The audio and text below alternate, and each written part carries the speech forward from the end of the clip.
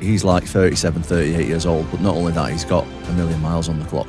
I just think I can exploit it. To get out the way of me for 25 minutes without getting hit once, and that's all I need is one, that's going to be very difficult for anybody. When in your career have you felt the most fear? Fear is extremely present in what I do. If I'm sat backstage, getting my hands wrapped, knowing that he's over the opposite side of the arena getting his hands wrapped, we're both going to walk into the arena in front of 35,000 people, with millions watching around the world, and one of us is going to get separated from our consciousness, quite literally, and you're not scared of that, you're either a complete idiot or you're lying. Well, welcome to High Performance, Tom.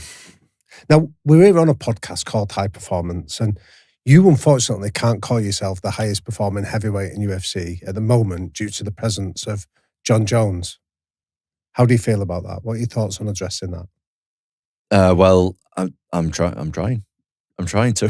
I can't do anything else. I'm trying to pick a fight with him as much as I can, but at the minute I'm unsuccessful. So, yeah, that's what I want. I want to be called. See, we have a thing in MMA where it's different to boxing, even 6 sometimes.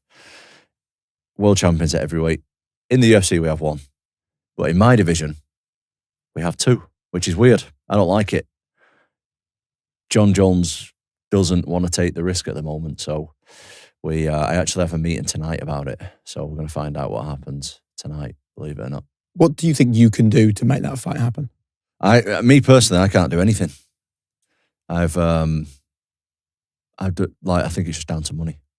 I think on his side, so I will fight whenever, wherever he wants. But it's down to money, I think. When you say he's afraid to take the risk, what do you mean by that? I just think that at this stage in his career, he's had an amazing career. I just think that he's like 37, 38 years old, but not only that, he's got a million miles on the clock. So he's got a lot of damage on the body. He's took a lot of shots to the head. And that's not me saying anything negative about it. That's the reality of it. And I'm sure Jon Jones is aware of that. When you put him in with, I'm not trying to blow my own trumpet, but I'm literally the most dangerous guy in the UFC if you look at the stats. When you put him in with a guy of my size who has them credentials at this stage in his career, I think Jon's a smart guy and he realises that, so he wants compensating financially for it. And how does it feel that you constantly have to address this topic? Oh, I'm well bored of it. I've had enough. We either need to fight or I need to move on and do something else. And like I said, I'm going to find out. Literally, today is the day that I've been waiting for 3-4 months for. And I'm going to find out today what's going on. Would you mind explaining to us what happens then when you say today's the day? Do you all get together in a room? Is it done over a video call? Does he get on the call and you get on the call? No, I never speak to him personally. It's done. So you got Dana White, who is, everybody knows Dana White. He's the face of the UFC. The last meeting I had, Dana was actually there, which is the first for me. Usually it's done with another guy called Hunter. Hunter stays in the shadows a little bit. He's the guy who all the fighters speak to directly. So tonight will probably be Hunter. I'm not sure if Dana's going to be there or not, but Hunter is the guy who does the deals. And we just go in a room, chat. It used to be done over the phone and stuff, but with the bigger fights, it's usually... when you're talking about world title fights, it's usually done face to face. So we had a meeting in New York about it a few months ago, and now we're here in London. What's discussed in those meetings? Because you want the fight, so it's very simple from your side. What else happens? Well, this is what I don't understand, to be honest, because they actually said to me that we're going to discuss the plan tonight, and they're going to give me the full breakdown. And for me personally, I've now had 10 UFC fights. And I've had however many other fights in my career as well outside the UFC. I've never been given a plan before. It's just like, this is the date, let me know the location, when, and I'll show up. So this is really rare for me. I don't know what to expect. The clear-eyed evaluation that you've just offered us, you describe yourself as a dangerous man in MMA. You talk about Jon with a level of respect that you recognise what he's good at, but also the weaknesses. If the plan tonight does materialise and you and him do meet, how do you think that fight will go? I think Jon is amazing at MMA. I think he's literally you can never be a complete UFC fighter. It's impossible. That's one of the things that draws me to the sport so much, is why I'm so obsessed about it. It's because you're constantly chasing perfection, but you're never going to get it. No one's ever going to be the perfect, complete fighter. But Jon, in my opinion, if you look at his body of work over the last 15 years, he's like as close as you can get to perfection as possible.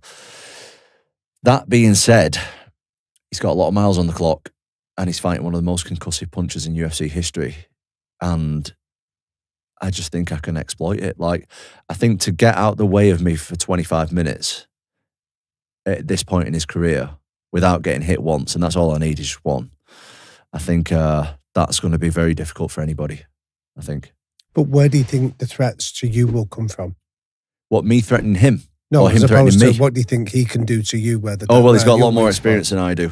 He knows how to stay in there. He's fought guys similar to me before. He's had these plenty massive fight experience where I've only main evented the UFC like 4 or 5 times now. He's done that for the last 15 years. Do you know what I mean? So that stuff, from the outside looking in, you probably think, oh, that's a load of rubbish. Like, what's it? Just a fight. But being in those situations, those high pressure situations and those massive fights, if you've been there a lot of times before, yeah, in comparison to someone like me who's been there 4 or 5 times before, it does make a big difference. And I'm aware of that. I'm completely aware of it. But that's where he has the advantage, is the experience.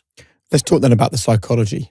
If this fight comes off, you going into a fight that is career defining for you, that you've not just had to wait your life to take part in, but you've had to fight for the last few months and years to try and make it happen.